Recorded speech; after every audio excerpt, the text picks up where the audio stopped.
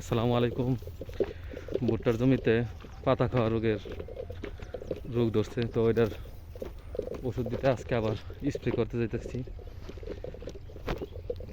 তো দেখা যাক রেজাল্ট কেমন হয়। প্রথমে জিঙ্ক মাটির সাথে দিতে পারি নাই, তো এখন জিঙ্ক, সালফার, কুইক পটাশ, মোটো আর নাইট্রো একসাথে মিশায় স্প্রে করে দিতেছি।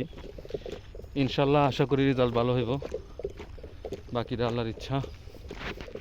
ভুট্টার এই পাতা খাওয়া রোগটা আসলে মারাত্মক সমস্যা। সময় মতো যদি সমাধান না করা যায় তাহলে পুরা খেতে ছড়ায়া যায়।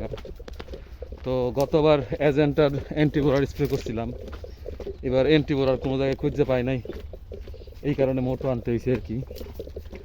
তো আশা করি এটার রেজাল্টটা ভালো হইব। এক ট্যাঙ্কি পানি দিয়ে মোটামুটি পুরা ক্ষেত স্প্রে করা শেষ হয়ে গেছে।